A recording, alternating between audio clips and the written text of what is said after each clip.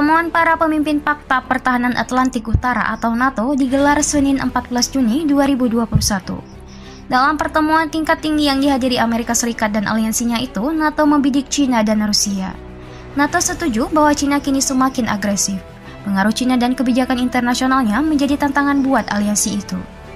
Peretasan dunia maya dan reformasi militer negeri Panda, tulis AFP, dilihat NATO mengkhawatirkan. Ini menimbulkan tantangan sistematik terhadap hukum dan keamanan internasional.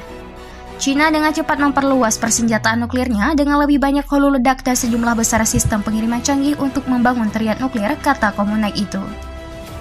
Ambisi dan perilaku tegas China menghadirkan tantangan sistemik terhadap tatanan internasional berbasis aturan dan area yang relevan dengan keamanan aliansi. Bukan hanya China, Rusia juga dibidik Joe Biden dan teman-teman. Para pemimpin negara-negara NATO memperingatkan Rusia bahwa tak akan ada hubungan normal antara Moskow dan aliansi sampai militer negara itu mematuhi hukum internasional. Sampai Rusia menunjukkan kepatuhan terhadap hukum internasional dan kewajiban serta tanggung jawab internasionalnya, tidak ada jalan kembali ke bisnis seperti biasa, kata pernyataan akhir KTT.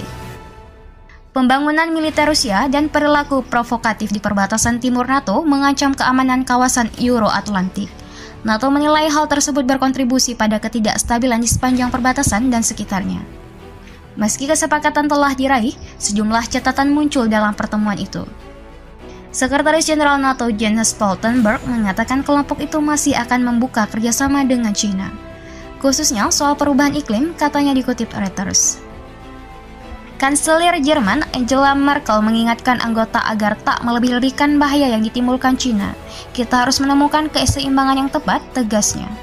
Hal senada juga diingatkan Presiden Prancis Emmanuel Macron. NATO, tegasnya, seharusnya tak melebarkan sayapnya sendiri dan membiaskan hubungan dengan China. Dalam pertemuan NATO, untuk pertama kalinya sejak Biden menjabat sebagai Presiden Amerika Serikat, dirinya bertemu dengan Presiden Turki Recep Tayyip Erdogan. Meski sebelumnya keduanya tegang dan kerap adu argumen di media, pertemuan disebut berlangsung lancar. Itu adalah pertemuan yang sangat bermanfaat dan tulus, kata Erdogan. Pertemuan dengan Erdogan itu produktif. Amerika Serikat akan membuat kemajuan nyata dengan Turki, kata Biden. Sebelumnya, Turki terancam sanksi NATO. Ini terkait kesepakatan Ankara dengan Moskow, Rusia untuk sistem rudal S-400. Di bawah Undang-Undang CAA-TSA atau melawan musuh Amerika Serikat dengan sanksi, setiap pemerintah asing yang bekerja dengan sektor pertahanan Rusia akan dikenai hukuman ekonomi oleh Amerika Serikat.